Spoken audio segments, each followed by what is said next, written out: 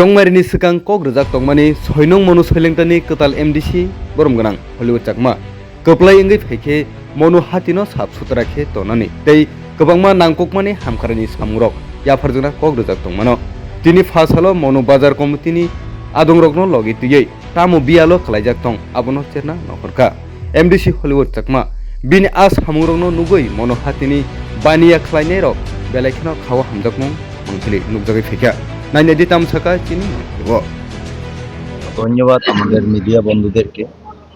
আমি প্রথমবার এমডিসি হওয়ার আগে একটা কথা বলেছিলাম। আমি এই মনুঘাটে বাজারে এসে বলেছিলাম যে আগামী দিনে যদি আমি এমডিসি হতে পারি তাহলে আমার প্রথম প্রায়োরিটি থাকবে, লক্ষ্য উদ্দেশ্য থাকবে মনু বাজারটাকে কিভাবে পরিষ্কার পরিচ্ছন্ন রাখা যায়, মনু বাজারটা কিভাবে সুন্দর করা যায়, মনু বাজারটা কিভাবে ডেভেলপমেন্ট করা যায়।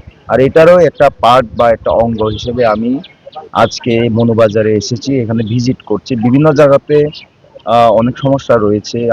আমাদের যারা বাজার কমিটির যারা প্রেসিডেন্ট সেক্রেটারি ওনারা রয়েছেন, বাজারের ব্যবসায়ীবৃন্দরা যারা রয়েছেন, ওনাদের সঙ্গে আমার যোগাযোগ হয়েছে। ওনারাও বলেছেন যে একবার ভিজিট করে দেখুন, কারণ এখানে দেখা যায় অনেকটা জায়গাতে আবর্জনা পড়ে রয়েছে এবং বিভিন্ন জায়গাতে একটা মানে যে একদম রাস্তাঘাটের অসুবিধা হয়ে রয়েছে।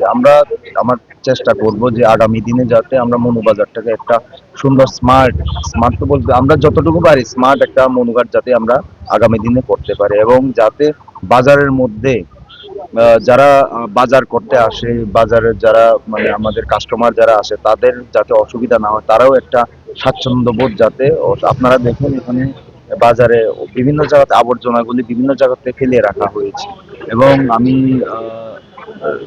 স্ট্রিট মার্কেট যেটা যে কি সুপার মার্কেটে আমি গিয়েছি ভিজিট করে। ওইখানে একটা অনেকদিন ধরে কমপ্লেন ছিল যে সুপার মার্কেটের যে রাস্তাগুলা ওইখানে অনেক আপনাদের ব্যবসায়ী ভাইরা রয়েছে, ওনারা ওনাদের যে জিনিসগুলো রয়েছে, প্রোডাক্টগুলো রয়েছে, এটা রাস্তার মধ্যে ফেলে রেখেছেন।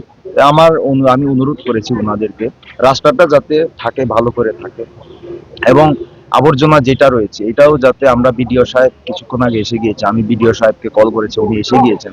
উনিও আশ্বাস দিয়ে গিয়েছেন যে আগামী দিনে আমরা যাতে এই আবর্জনা যাতে এমন করে না হয়, একটা সিস্টেমে যাতে আমরা আবর্জনা তো অবশ্যই হবে, কিন্তু আবর্জনাগুলো যাতে একটা জায়গাতে এমন করে মজুত রাখা না হয় যার ফলে বাজারের যারা বাজার করতে আসে, যারা ব্যবসা বাণিজ্য করছে বাজারে, তাদের যাতে কোনো অসুবিধা না হয়। এই কারণেই আমরা আজকে দেখছি, আলোচনা করছি কিভাবে আমরা আগামী দিনে বাজারটাকে একটা পরিষ্কার পরিচ্ছন্ন বা সুন্দর করতে পারে।